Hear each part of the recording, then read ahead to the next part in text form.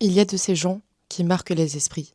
Des gens qui, dès qu'ils entrent dans une pièce, sont directement appréciés, qui mettent des sourires sur des visages.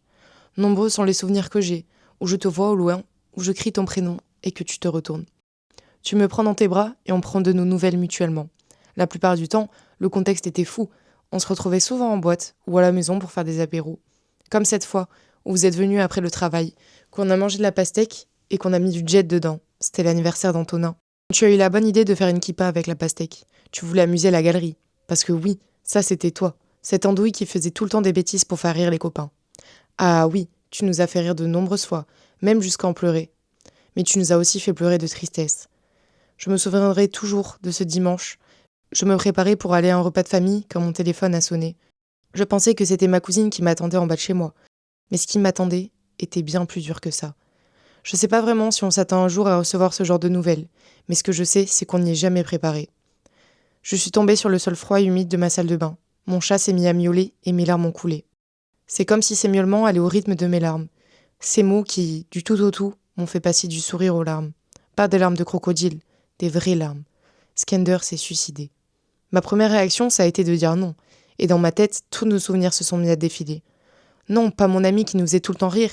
Pas lui, il ne pouvait pas être décédé. Mais le problème souvent, avec ces personnes qui nous font rire, c'est qu'elles, personne ne les fait rire de la même manière. Et nous, on n'a pas su te faire rire.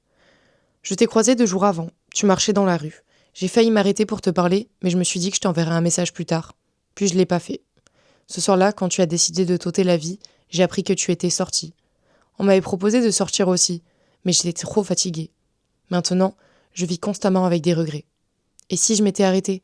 Et si j'étais sortie ce soir-là? Et si j'avais pu te croiser ne serait-ce qu'une seule seconde avant que tu passes à l'acte? Est-ce que j'aurais été une assez bonne amie pour trouver les mots? Depuis ce soir de mars où tout a basculé, les jours avancent et ne cessent de changer. Tout a changé. Plus personne ne parle de toi autour de nous, parce que le suicide, c'est un sujet tabou. Mais moi, j'ai envie d'en parler, parce que ce que tu as fait était presque un geste héroïque. Combien ont déjà menacé de se suicider sans le faire? Nombreux. Mais toi, tu as vraiment pris ton courage à deux mains, et pour ça, toute ma vie, je t'admirerai. J'espère que tu nous vois de là-haut, que tu vois que oui, les choses ont changé, mais ce qui ne change pas, c'est l'amour qu'on a pour toi. Parce que c'est à travers nous que tu continues de vivre. Alors pour toute la vie, je rirai pour Skander. Message à un ami.